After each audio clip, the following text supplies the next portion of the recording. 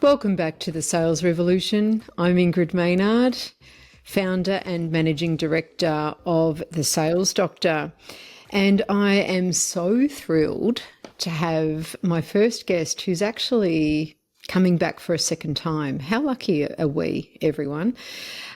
Jerry, just in case you missed Jerry's first interview on the Sales Revolution, you might want to go back to episode 7, which was released on the 9th of May. And there you'll hear his full employment history because it's pretty impressive. He's led global teams, global sales teams. He's been a CEO. But most of the time these days, Jerry spends his time with Vistage, which was formerly Tech. It's the largest and leading peer group and executive coaching organisation globally. Now, for those of you who might not know who Jerry is, he has 4 of those groups. Now, these are people, these are CEOs, these are business owners, these are emerging leaders. And so that's no small thing. He has 1 for CEOs of mid-sized organisations, 1 for CEOs of smaller organisations, and 2 for key executives. I mean, seriously. And they've all been, get this, they've all been award-winning groups on a consistent basis. Now, if that's not enough, in the last 2 years, he's also received the Phil Meddings Award as the top chair in Australia and New Zealand, which is incredible.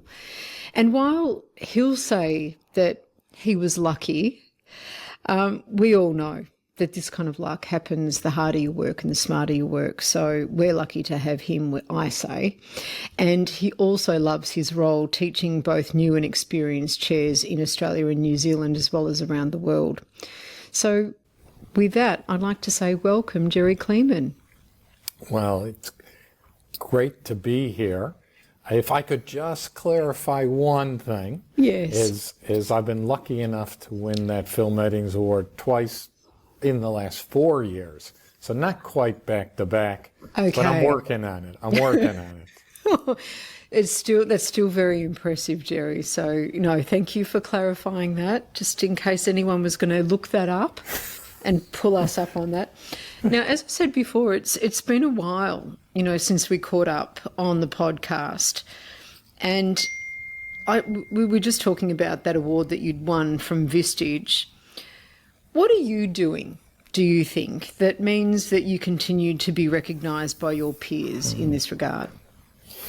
Well, I think it's not really a surprise, and I don't think it's anything that special about me. And when you think about the sales revolution and your new book, there's really a lot of things that are consistent with some of your philosophies. So to start with, I really love what I do. It's really obvious that I love what I do. And I think if you're going to go spend a good chunk of your career doing something and being full tilt into it every day, you need to be all in. And the only way to do that on a consistent basis is to actually love what you do. I see too many people that are doing things because they think they have to, or they're not authentic. Yeah. But I think it's a privilege to do what I get to do. Second is I work with people that I respect, admire, and I know that I can make a difference with. So if someone doesn't fit, to be honest, they're probably not going to stay around that long. So I get to work with really kind of cool people. And then the third one, and it kind of touches on some things that I know you believe in too, is I actually, almost everything I do has processes, systems, and I don't even think of them as processes and systems, but they are. And so there's things that I didn't invent. The IP are really, to some extent, the best of the world. It's world-class thinking, whether it's in obtaining people for my groups or whether it's how I then help them. But I think if you really love what you do, you get to get up every morning and say, isn't this fantastic? And then you work with the right people, and then you have systems and processes to, one, make sure you have the right people in those groups, and then are delivering the best value possible. You're destined to succeed. So it works. Yeah, look, it's really obvious that you love what you do, and I mean, I do too. But it's just so beautiful to. I mean, I've been in a couple of your groups as a facilitator. I've been lucky enough, and I look around that room, and I'm usually, after you've gone around and done significant events, and everyone's checked in. But there's such a beautiful level of depth to everything that you do, in the sense that you bring something fresh every time you bring your group together. So you bring some new thought leadership, or you bring an article that you've read, or you bring something that kind of hones the discussion into, and allows them to sort of drop into the group first and foremost. And the other thing that really strikes me is how much you work to get across the individuals. So it's more than just their businesses, it's really about the people. And I think that is part of what I've observed with regard to love. You say you love what you do, but I also believe that you genuinely love the people that you work with. Very good observations. I do love the people. And in these days, we tend not to say those kinds of things very much, but we do. I've learned a few things over the years, going through everything from COVIDs to GFCs, etc. But yes, I do this, and some days I might have 3 days in a row. I might be facilitating groups. But I have to always remember, and I remind myself when I get up in the morning, that I might have had Ingrid speaking 3 days in a row and groups all there. But to each one of those members, clients, it's their one time a month to step out of where they've been, to have a cheerleader and a pain in the neck, to have an opportunity to have that one time to feel loved, and to be special, and to be learning, and to be challenged, and all of those kinds of things. So I've got to get my mindset where I'm absolutely present, authentic, and I'm all there for them. And I don't think you can, I don't know how to fake that. So I've got to make sure that physically, mentally, everything else, that I'm there so I can do it. And then the other thing that you did talk about as well is, as these folks, they work awfully hard, but they still need to be learning and growing, as people do from all fields. And so they might be at the top of their game, but those folks need to be challenged and need to be learning just as much as someone who's up and coming. So my job's is to be a pain sometimes too, and make sure they keep learning and growing. There's so much intention behind what you've just said, because I know you said, I don't think you can fake that. I 100% agree that you can't fake that, nor would you ever want to, because it would be shortchanging those magnificent people that, come and expect, to be stretched and to be challenged and to have some new ideas ignited in their minds that they can take back and use in their business, or to feel safe enough, for that matter, to actually open up about what's really going on for them in a place where they're surrounded by people who genuinely care about them and their success as human beings, as well as business owners. And the fact that you set an intention to really make yourself present and to give them what they deserve as part of that exchange, I think, says so much about you. So I just wanted to call that out. Well, thank you, Ingrid. You also talked about the personal part of it rather than just the business. And I think that's so important. Yeah. And it oftentimes is skipped over. And I know people don't start working with me because of the personal stuff. 99% it's because they want to be better leaders, better business people, etc.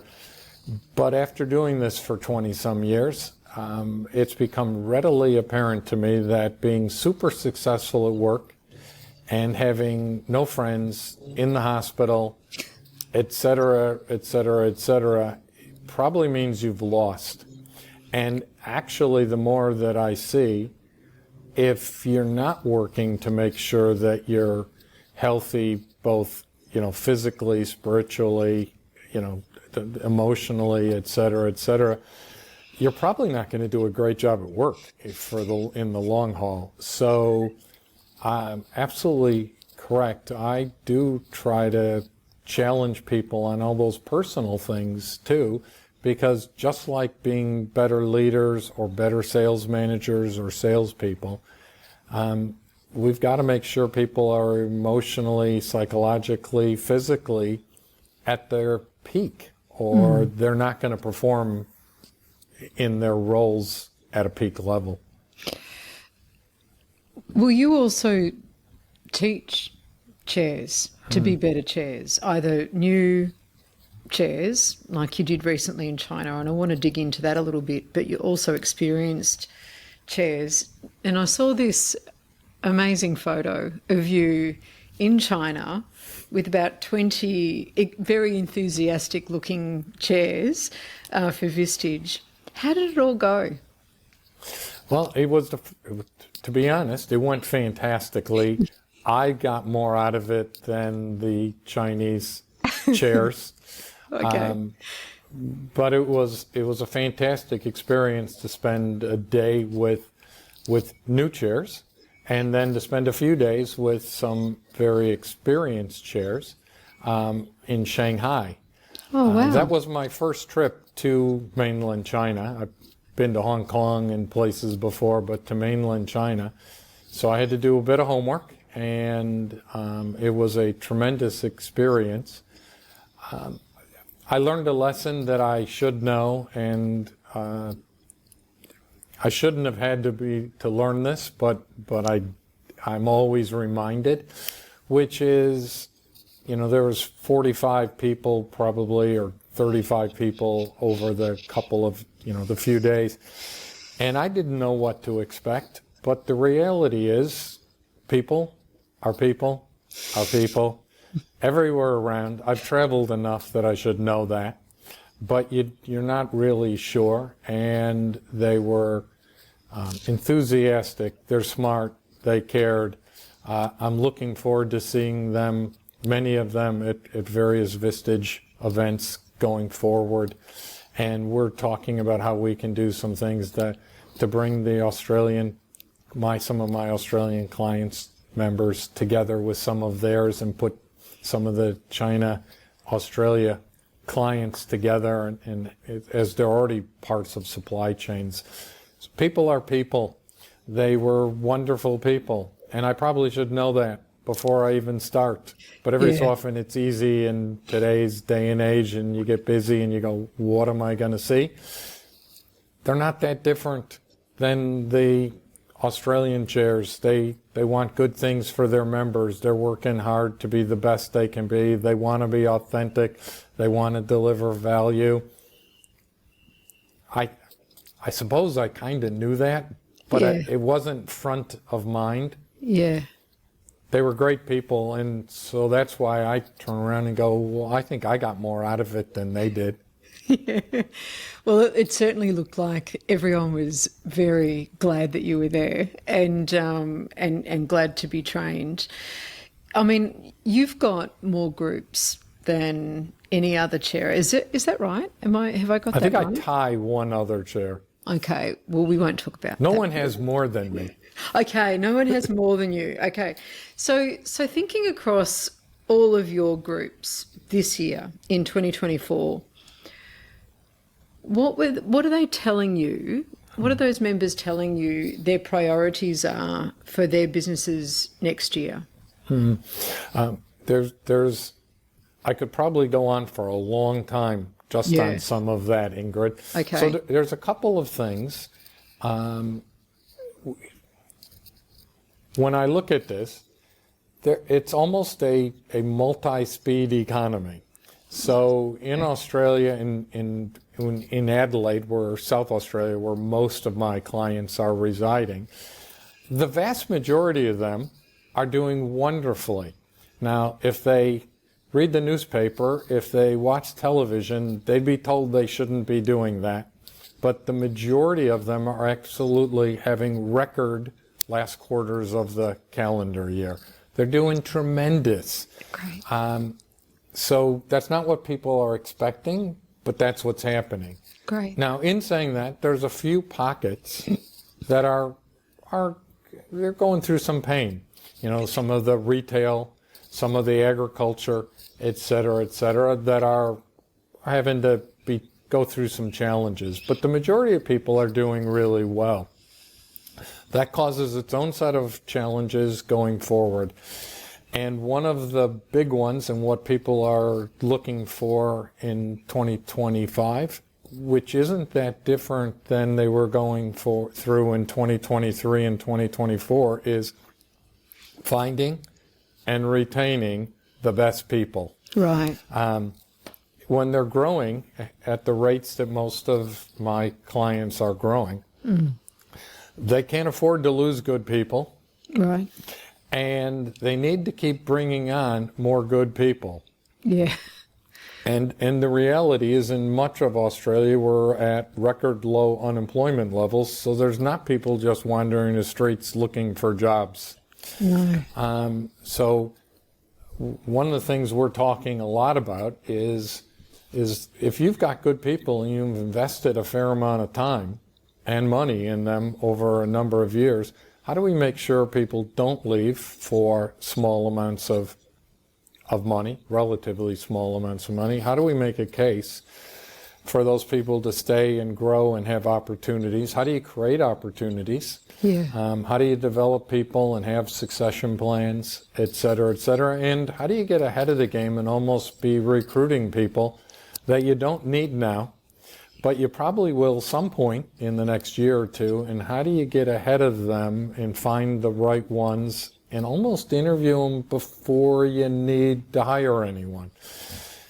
And, you know, most companies, I don't think, are doing those kinds of things on a regular basis, but we're trying to stay ahead of the game and make sure that our members are doing those kinds of things. You know how you said, you know, having great people before you really need them. I've heard Trudy McDonald talk about, you know, becoming an employer of choice, and, you know, I'm going to be speaking with her in a couple of days, and she's the other person who I'll be interviewing twice, but so I'll be keen to hear her take. But in terms of being the kind of company that people actively seek out to belong to and to be part of, that they want to have, you know, a career within, what are some of the recommendations, or what are some of the discussion points that have come out in your groups that would be valuable for the people listening, that they can perhaps think about and maybe even put into practice when they come back next year? Yeah, well, I think there's a number of things. And by the way, Trudy's fantastic. Yeah. I've been privileged to work with her for 20 years now. And besides being a great rower, Yes. she's an outstanding resource for people issues.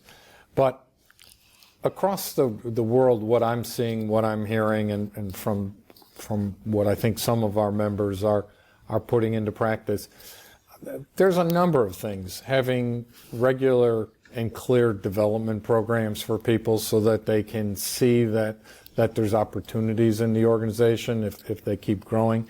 Having succession plans. Giving people regular coaching.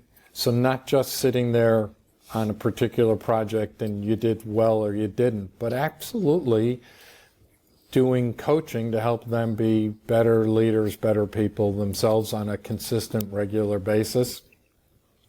Giving people meaty projects, letting them work on cool things and struggle a little bit, Yeah. but having the chance to do really good work.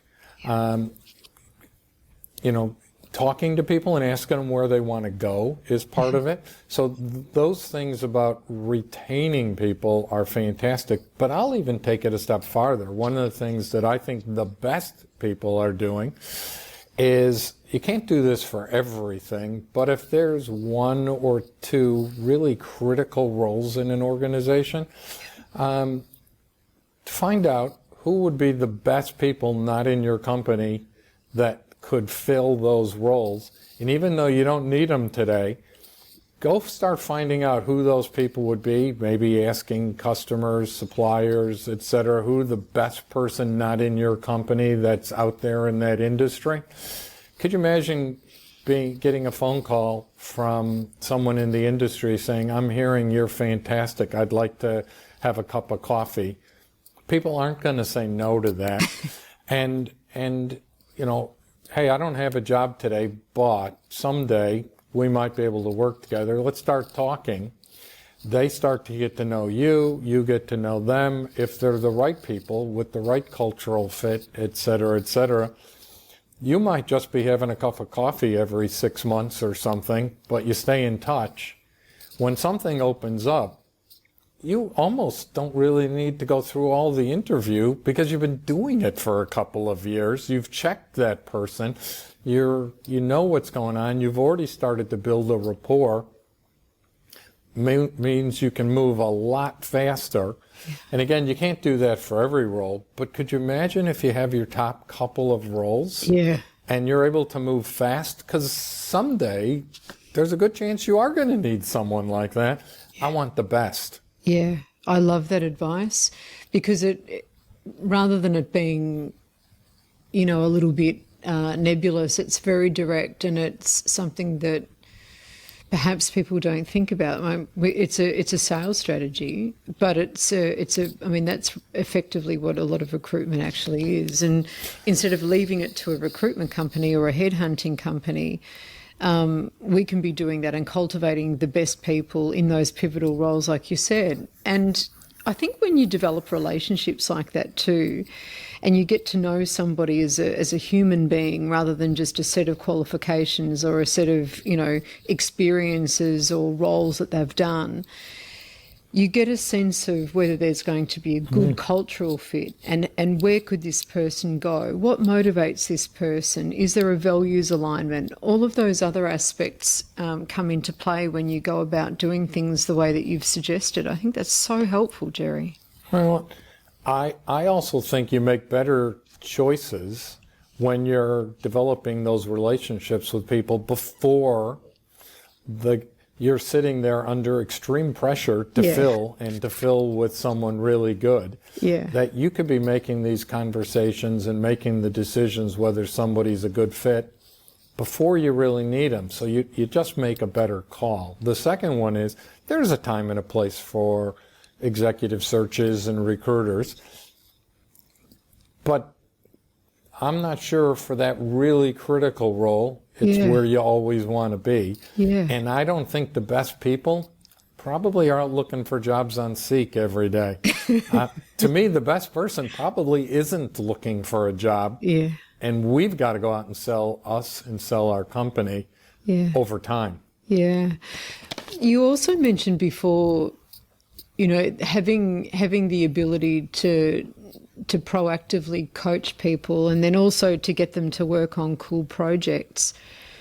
Why do you think organisations don't give those really dynamic people enough opportunity to kind of have a little bit of scope to be able to get their teeth into a project that could be, they could take absolute ownership over and perhaps do things in a different way than what, the leader might do or the CEO might do. What's the hesitation, do you think?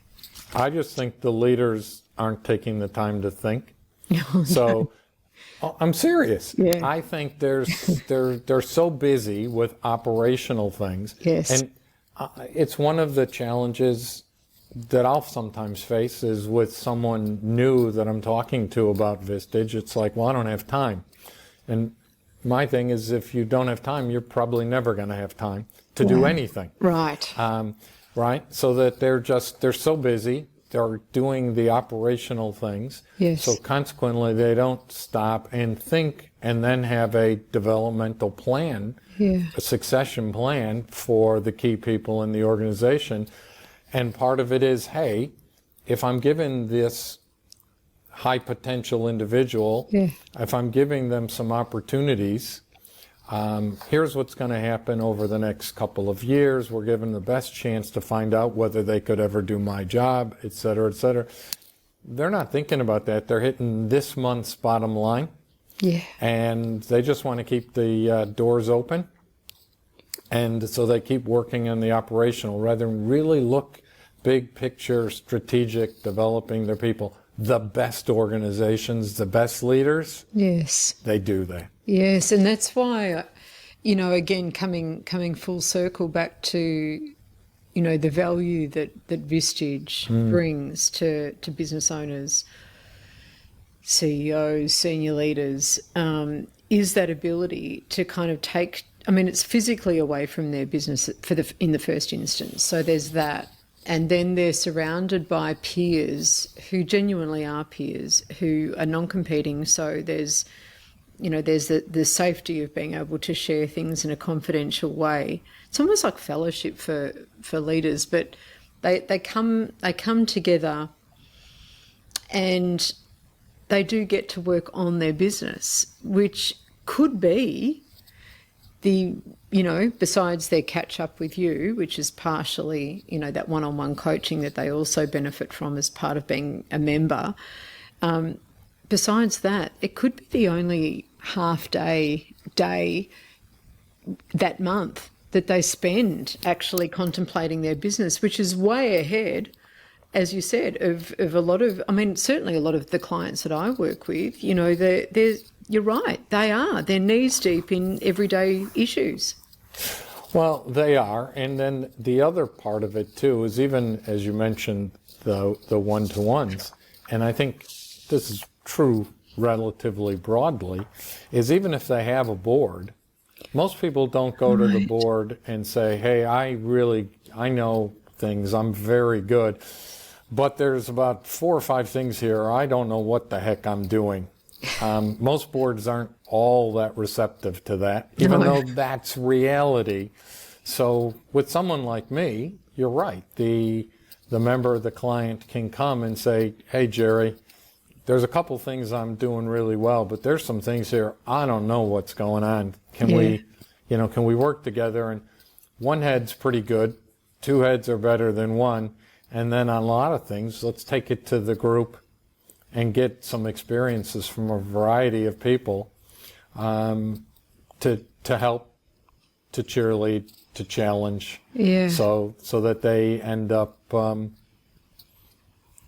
learning from each other. Yeah, absolutely. I heard of, I can't remember which chair it was that I spoke to about this, but they were talking about one particular member who had a really time critical issue, and they had almost like an intensive, it might have been a couple of chairs that worked on it together with them and maybe a couple of other members. I don't know if they called it a tiger group or something like that, but it was... That is absolutely correct. They're called tiger teams. Yeah. Can you tell us a little bit more about that? Because I again think about the people that are listening to this podcast, and regardless of their role, I think we should be surrounding ourselves with people that we trust, who we know are probably not going to tell us what we want to hear, but what we actually need to hear, because they have our backs. They really care. Can you talk us through about what a tiger team is and how it works? Yes. I don't use them all the time, but when I use them, they're very powerful. Right. So a typical Vistage group might be 16 or so people.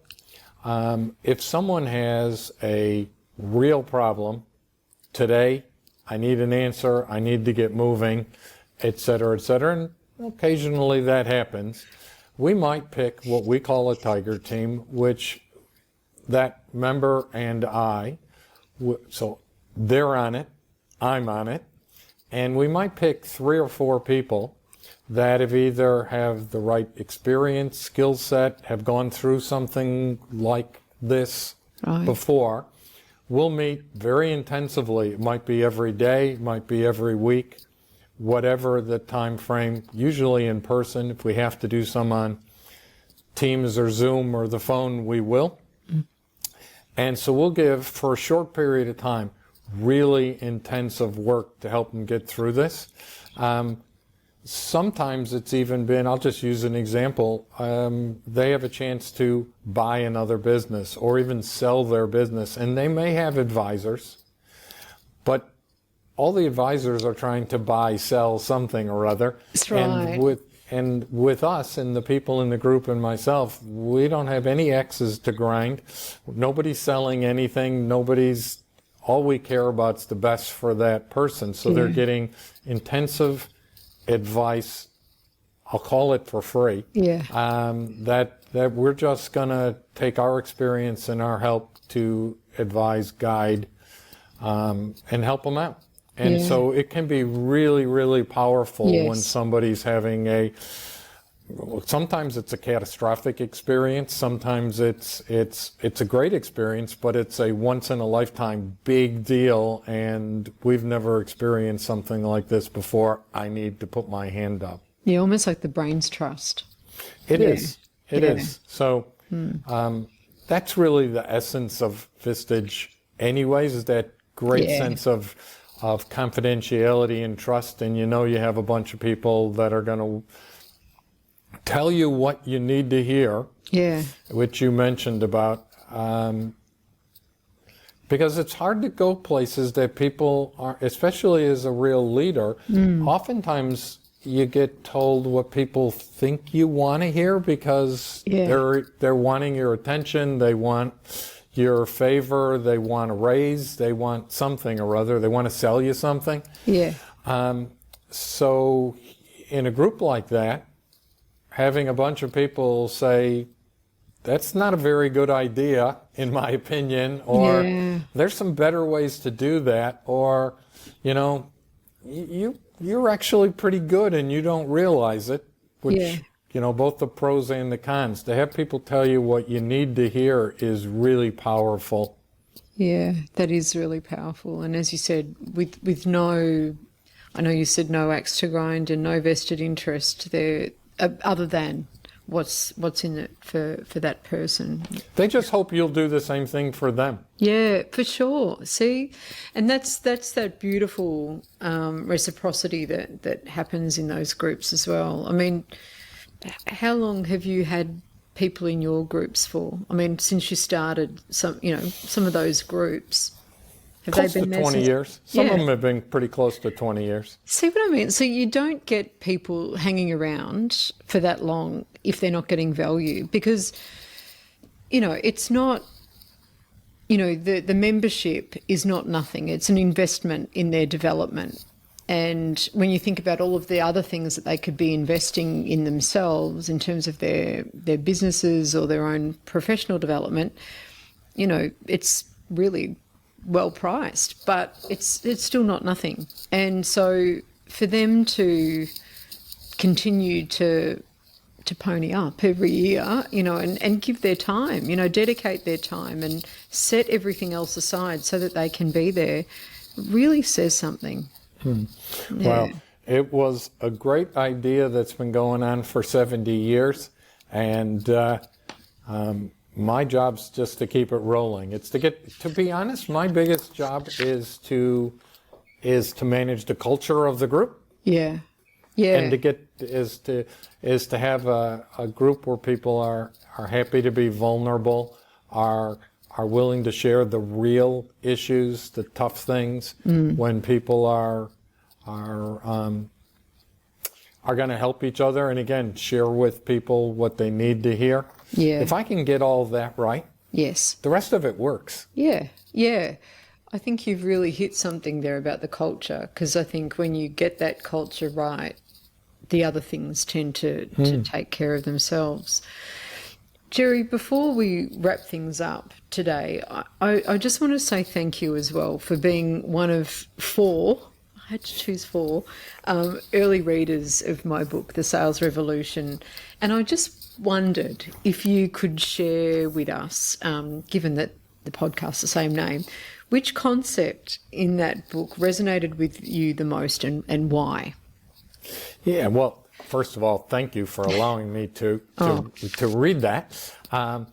As a matter of fact, I actually read the preview copy on the way to and on the way back from the Vistage China team. So it was particularly momentous for me. So thank you. Thank you.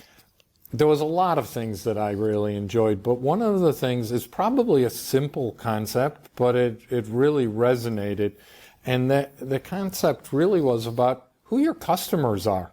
Right. So customer consciousness and customer cultures that I think a lot of people they just worry about that end customer. Yes. But you have lots of customers inside an organization that even if you're the best salesperson, that you need to have worked through it. And if you don't have that whole customer consciousness and leaders first mentality coming through that you discuss and have a great model, and even if someone's never been exposed to this before, I think they'll get a lot of value out of just seeing it both in words and in diagrams, and going, well, can we get our leaders to start thinking about who the customers really are, and that there's a whole series of customers in an organization that's performing at the highest level. Yes. And I just thought, if people can get that, yes, I absolutely think they'll deliver the value that the customers want. And as you touched on, there's financial value, there's building that trust and that kind of value. Yep. And again, I think that the trust value and the relationship value is probably, in many cases, as important or more important than some of the financial values. Yeah. If you don't have that foundation, I think it falls apart anyways. Yeah. So there's lots of good things, but that whole series of things about customer consciousness and customer culture, and then how the leaders play, was really fundamental to me. That's awesome to hear. I get really excited because that's my favourite part of the whole methodology as well. And I think that, very early on in my evolution of that, I tested some of that theory out with your group actually, and and I think that you embody that customer consciousness, because I think the way that you show up to be of service to everyone that's in your ecosystem, to me, is a demonstration of that. So you understand that really everyone is a customer of yours. So you've got, people like me who might, be called on to come in every 3 years or so to one of your groups and present some content that's relevant and valuable to them. You've got your group members, you've got your future group members, you've got Vistage itself, you've got the other chairs, you've got the markets, you've got all of the people that do come in and provide value. And then I would imagine that you've got other people that when you have those, tiger teams that you can also call on. So it's a really, really wide network of customers that I would imagine that you're constantly curating in order to make sure that, it all is delivering value to each of those stakeholders, but also more importantly to your key customers as well.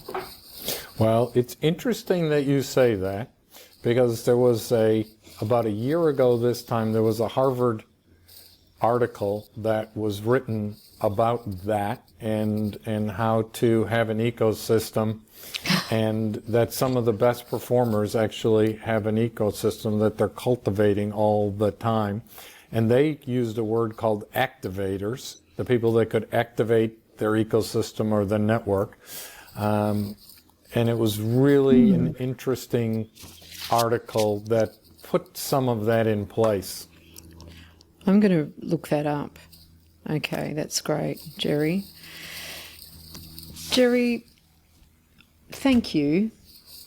I love having you on here. I love catching up with you. I love our conversations. And the most of all, as we said before we kind of kicked off today, I love that every time I ask you how you are, you say, I'm fantastic. Because you are fantastic, Jerry Kleeman. Thank you. Thank you. It's been a pleasure being here, Ingrid. Okay, you've been listening to The Sales Revolution. I'm Ingrid Maynard. And to find out how the Sales Doctor can help your organisation to transform its revenue, growth and profit, please email me at ingrid@thesalesdoctor.com.au. Visit us on our website at www.thesalesdoctor.com.au. I look forward to your company next episode. Bye for now.